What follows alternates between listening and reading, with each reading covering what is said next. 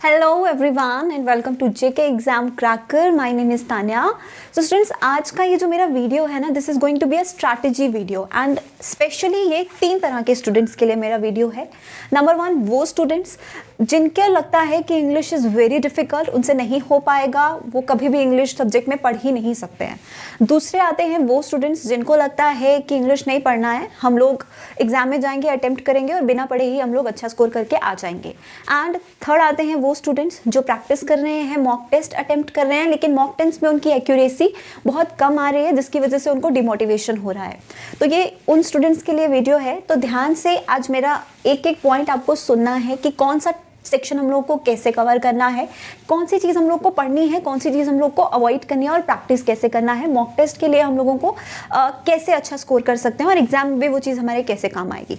ठीक है। So before starting I would request you guys, if any of you is new to our channel then हमारे channel को subscribe कर लीजिए, bell icon को press कर लीजिए।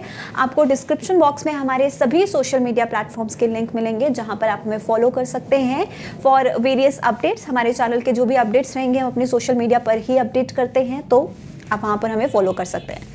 ठीक है। एक और चीज़ मैं आप लोगों को अभी बताऊं, अभी तो ये स्पेशली मैंने बैंकिंग एसोसिएट के लिए वीडियो है, बट यू नो कि जेके एसएसबी का सिलेबस अभी हाल ही में आउट हुआ है। काफ़ी सारी वैकेंसीज़ के लिए कुछ नई वैकेंसीज़ भी रिलीज़ हुई हैं। आने वाले टाइम में और भी वैकेंसीज़ रिलीज़ होंगी और इस बार सिलेबस में आपके पंचायत अकाउंट असिस्टेंट के एग्जाम में तो इंग्लिश सेक्शन नहीं था, बट अभी जो सिलेबस आउट हुआ है, हर एक जो भी आप पोस्ट के लिए अप्लाई करने वाले हो उसमें इंग्लिश सेक्शन भी है और काफ़ी अच्छी वेटेज का है। तो अगर आप लोग सोचते हो कि ये सेक्शन आपको नहीं पढ़ना है, स्किप कर दो, तो आगे आने वाली वैकेंसीज में भी आपके काम आने वाला है। और हर कॉम्पिटिटिव एग्जाम में इंग्लिश का सिलेबस ऑलमोस्ट सिमिलर ही रहता है, बस लेवल थोड़ा सा ज़्यादा या कम हो जाता है, but syllabus is the same. ठीक है।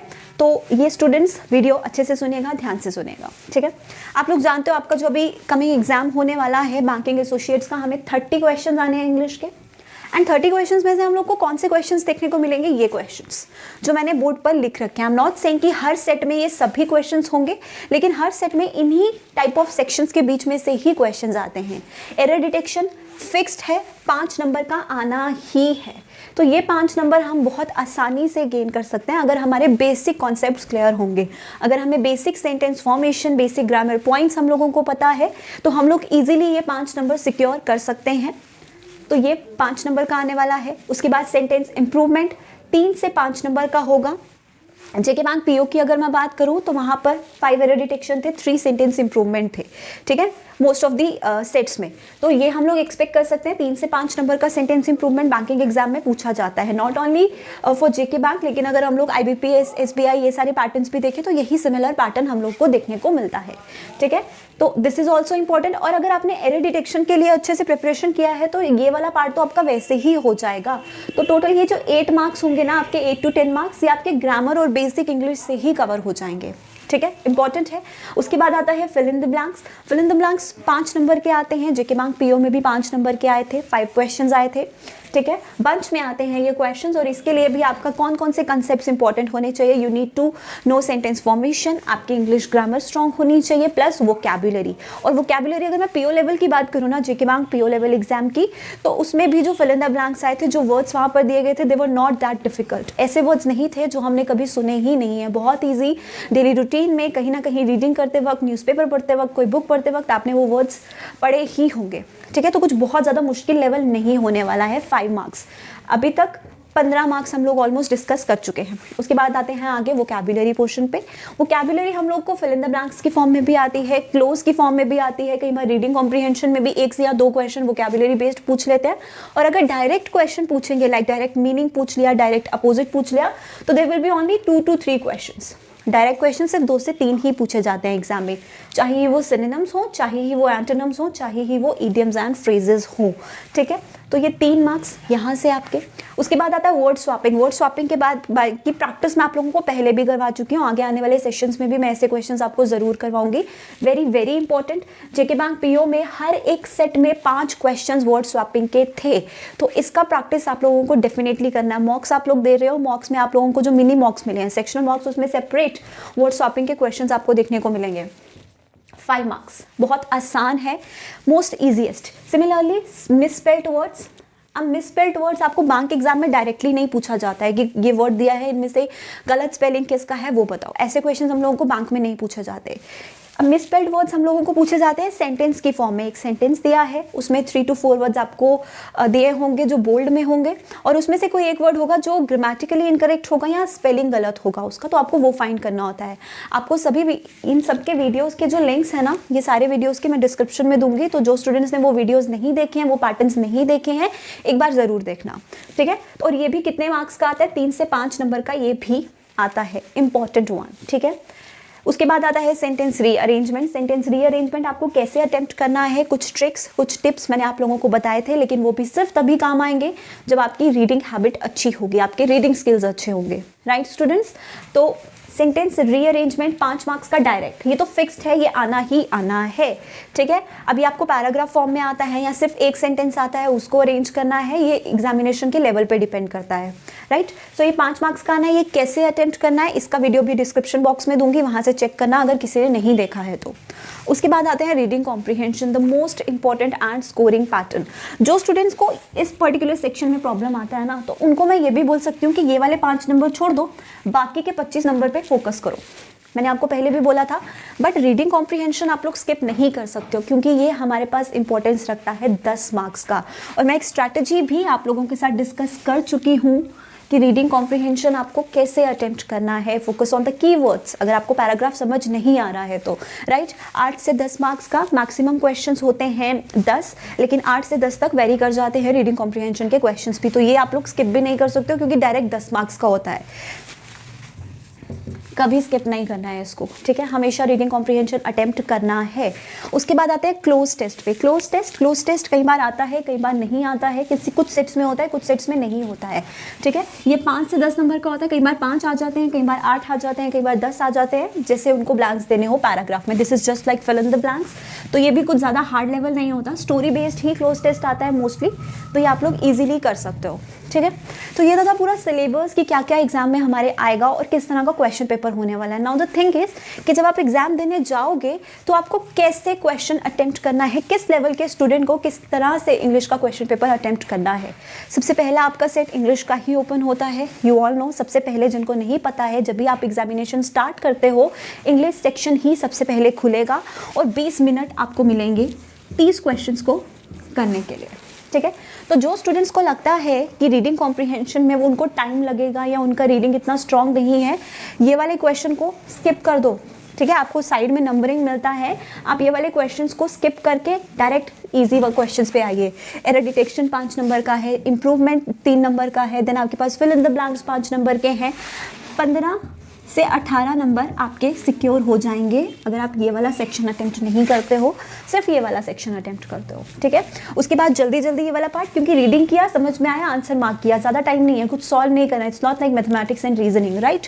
उसके बाद कॉम्प्रिहेंशन पे आओ, जो बाकी टाइम बचता है वो करो, लेकिन पहले ये वाला टाइम अपना, ये वाले मार्क्स अपने सिक्योर कर लो, ठीक है। और ये स्ट्रैटेजी उन स्टूडेंट्स के लिए है जिनको रीडिंग वाली सेक्शंस में प्रॉब्लम आता है, लाइक सेंटेंस रीअरेंजमेंट, कॉम्प्रिहेंशन, इसमें प्रॉब्लम आता है आप लोगों को, तो आप ये वाले सेक्शंस पहले अटेम्प्ट कीजिए, ठीक है। इतने मार्क्स अपने स्कोर कीजिए, एटलीस्ट 15 नंबर तो आपने सिक्योर कर लिया ना, उसके बाद बाकी पे जाइए, ठीक है स्टूडेंट्स। आई होप ये आपके लिए हेल्पफुल होगा। जब भी आप मॉक टेस्ट भी दे रहे हो, यही स्ट्रैटेजी अपनाओ, क्योंकि practice makes you perfect, right. जितना ज़्यादा प्रैक्टिस करोगे उतना ज़्यादा अच्छे से समझ आएगा। मैं हमेशा बोलती हूँ रीडिंग करो, और बहुत से स्टूडेंट्स बोलते हैं मैम रीडिंग तो कहीं भी हेल्प नहीं कर रहा है। अब रीडिंग आपको हेल्प कैसे करेगा? देखिए स्टूडेंट्स, आप रीडिंग जैसे हेल्प कर रहे, आप रीडिंग कर रहे हो ना, डेली रीडिंग कर रहे हो, कुछ ना कुछ डेली पढ़ रहे हो, आप अपने ब्रेन को ट्रेन कर रहे हो। समझ में आ रही है बात? ब्रेन को ट्रेन कर रहे हो कैसे? सेंटेंसेस को फास्टर एनालाइज करने में। जब आप कोई चीज़ पढ़ते हैं, आप कितनी जल्दी आपका ब्रेन उसको समझ रहा है, आप ये ट्रेन करते हो। डे बाय डे आपको इम्प्रूवमेंट करना है अपने रीडिंग एबिलिटी में, और वो आपको कहाँ हेल्प करेगा? यहाँ पर। क्योंकि जब आप कॉम्प्रिहेंशन की स्किमिंग करोगे, स्किमिंग का मतलब मैं पहले भी बता चुकी हूँ, एक पैराग्राफ को रीड करना और जल्दी जल्दी से इंटरप्रेट करना, उसमें क्या इन्फॉर्मेशन दिया गया है, लाइक गो थ्रू करना, ठीक है। तो जब आप एक पैराग्राफ को गो थ्रू करोगे, जितना जल्दी जल्दी आपका ब्रेन इंटरप्रेट करेगा जो भी पैराग्राफ में इंफॉर्मेशन दी गई है, उतनी फास्टर आपका क्वेश्चन जो हैं वो होंगे, इससे आपका टाइम सेव होगा। तो यहाँ पर आपको रीडिंग जो है वो हेल्प कर सकता है। प्लस मैं ये भी बोलती हूँ, डेली के कुछ नए वर्ड सीखिए। रीडिंग करते हो उसमें कुछ नए वर्ड सीखते हो आप लोग, तो वो भी वर्ड्स अपनी नोटबुक पे नोट कर लो ना, डेली उनको रिविजन करो। प्रैक्टिस करो। देखिए हमारी जो मदर टंग है, लेट्स से हम हिंदी बोलते हैं, हम कश्मीरी बोलते हैं, हम डोगरी बोलते हैं, तो हम पैदा होते ही तो नहीं ना हम लोग को वो लैंग्वेजेस आ गई। और इंग्लिश भी कोई भी ऐसा मुश्किल सब्जेक्ट नहीं है। English is not a subject, it is a language. ये एक लैंग्वेज है और लैंग्वेज हम लोग एकदम से नहीं सीख जाते हैं। आप लोग अपनी मदर टंग कैसे सीखे कि आपके आसपास के लोग उस बारे में उसी भाषा में बात करते थे, आपने उनके साथ प्रैक्टिस किया, उसके बारे में वैसी बात की, आपका एनवायरनमेंट आपने वैसा रखा था, तो आप वो चीज़ सीखते गए टाइम के साथ साथ। इसी तरीके से आप लोग इंग्लिश लैंग्वेज भी सीखोगे। You don't need to cram it, you don't need to learn it, you need to understand it. समझ रहे हो बात? चीज़ों को लर्न मत करो। कभी भी ग्रामर रूल्स को ऐसे नहीं पढ़ना है आप लोगों को कि आप लोगों को वो लर्न करने हैं, रटने हैं, कभी ऐसे नहीं करना है। ये स्ट्रैटेजी एकदम फ्लॉप है, कुछ नहीं मिलेगा आपको एंड में, चाहे 10 दिन लगा दो, ठीक है। सिर्फ ऐसे करना है कि जब आप उस पर्टिकुलर रूल को इम्प्लीमेंट करोगे सेंटेंस में, जब आप उसमें ऐसे बात करोगे या ऐसा सेंटेंस लिखोगे, तो वो इम्प्लीमेंटेशन आपका करेक्टली आना चाहिए। और वही चीज़ होगी एरर डिटेक्शन में। इम्प्लीमेंटेशन आपका अच्छा होगा तो आप लोग ईजिली एरर डिटेक्ट कर सकते हो, ठीक है स्टूडेंट्स। तो मैं सिर्फ इतना ही बोलना चाहती हूँ, जितना ज़्यादा प्रैक्टिस करोगे उतना ही अच्छा होगा और उतना ही ज़्यादा स्कोरिंग सेक्शन होगा, क्योंकि यही एक ऐसा सेक्शन है स्टूडेंट्स जो आपको अच्छा स्कोर करने में, एक अच्छा कट ऑफ अटेन करने में हेल्प कर सकता है। और यही एक ऐसा सेक्शन है जो आपको डुबा भी सकता है। आप बहुत अच्छे होंगे क्वांट्स में, आप बहुत अच्छे होंगे रीजनिंग में, लेकिन अगर आप इंग्लिश में स्कोर नहीं कर पाओगे तो हो सकता है आप कट ऑफ क्लियर ना कर पाओ, राइट। तो इसमें स्कोर करना भी इंपॉर्टेंट है। अगर सब कुछ नहीं कर पा रहे हो, लेकिन एटलीस्ट उतना पार्ट अपना स्ट्रॉन्ग कर लो कि आप ये सेक्शनल कट ऑफ क्लियर कर लो। और वो सेक्शनल कट ऑफ आप लोग इस तरह के सेक्शन से ईजिली कर सकते हो।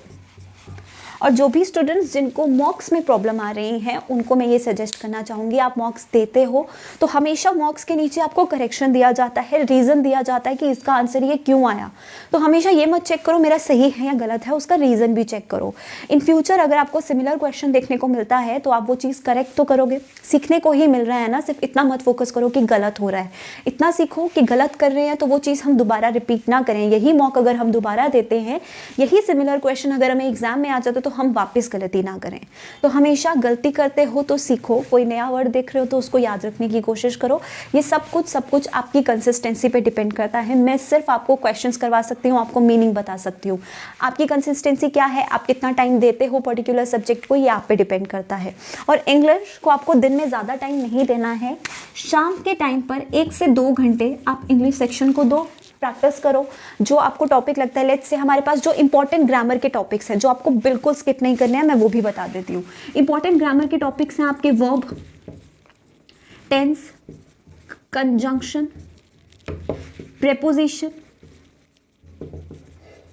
Subject, verb, agreement. ये जो 5 टॉपिक है ना, these are the most important topics. Maximum error detection, sentence improvement, cloze test कई बार प्रेपोजिशन बेस्ड होता है। तो ये पार्ट तो आपको बिल्कुल भी स्किप नहीं करना है। अगर पूरा ग्रामर आपको समझ में नहीं आ रहा है तो ये वाले सेक्शंस एटलीस्ट अच्छे से पढ़ लो, एक एक चीज़ का यूजेज, इंप्लीमेंटेशन अच्छे से समझ लो, प्रैक्टिस करो, सो दैट जब एग्जाम में इस तरह के क्वेश्चन आए तो आप लोग ईजिली अटेम्प्ट कर पाएँ, राइट। सो आई होप जितना भी स्ट्रैटेजी और जो भी पॉइंट्स मैंने आपको बताए हैं, आप ये चीज़ ध्यान में रखोगे और अकॉर्डिंगली अब कुछ ही और ऑलमोस्ट 10 दिन है हमारे पास। 1 जनवरी से एग्ज़ाम स्टार्ट हो जाएगा। मोस्ट प्रोबेबली कुछ दिन में हमारा एडमिट कार्ड भी आउट हो जाएगा, बिकॉज पीओ के जो मेंस है उसका एडमिट कार्ड आ चुका है। तो हम एक्सपेक्ट कर सकते हैं अब बैंकिंग एसोसिएट का एडमिट कार्ड भी जल्दी आ जाएगा। तो एडमिट कार्ड का वेट मत करो, मॉक्स तो प्रैक्टिस करो, ठीक है। और प्रैक्टिस जब भी करते हो एक टाइम लिमिट में प्रैक्टिस करो। ऐसा नहीं बुक पकड़ी, बुक खोली, एक क्वेश्चन को करने में आधा घंटा लगा दिया, ऐसा नहीं होना चाहिए। बैंक में हमारे पास सिर्फ 20 मिनट है, एक क्वेश्चन के हम आधा घंटा कैसे दे सकते हैं, है ना। तो इसके लिए आपको क्या करना है, आपको टाइम लिमिट में प्रैक्टिस करनी है। अगर बुक से कर रहे हो तो टाइमर लगा के करो, ठीक है। आई एम नॉट सेइंग कि आप मॉक ही दो। अगर बुक से प्रैक्टिस करते हो तो टाइमर लगाओ अपने फ़ोन पे और उस टाइम लिमिट में क्वेश्चंस को करने की कोशिश करो आप लोग, ठीक है स्टूडेंट्स। तो इतना ही मुझे आपसे कहना था। एडमिट कार्ड आने तक का वेट मत करो, you only have 10 days left. Admit cards आ जाएंगे, एक्सपेक्ट कर सकते हैं अब हम, क्योंकि मेंस के आ गए हैं। तो 10 दिन हैं, जितना ज़्यादा प्रैक्टिस कर सकते हो करो, ये सेक्शन आपको बहुत बहुत बहुत हेल्प करेगा अच्छा स्कोर करने में, and it is the easiest one. कुछ मुश्किल नहीं है, बहुत आसान है, बस बेसिक समझने की ज़रूरत है। ऑलराइट, सो आई होप ये वीडियो आपके लिए हेल्पफुल होगा। If yes then do tell me in the comment section. And अब के बाद जो आपके वीडियोस रहेंगे यूट्यूब पे वो सिर्फ और सिर्फ प्रैक्टिस मॉक्स रहेंगे, लाइक जो mini question, mini मॉक्स 10 to 15 to 20 question मैं आप लोगों को डेली करवाऊंगी, जिससे आप लोग अपना जितना भी आपका प्रिपरेशन है वो आप शाम को 6 बजे चेक करना मेरे साथ। Alright, till then thank you so much, bye bye.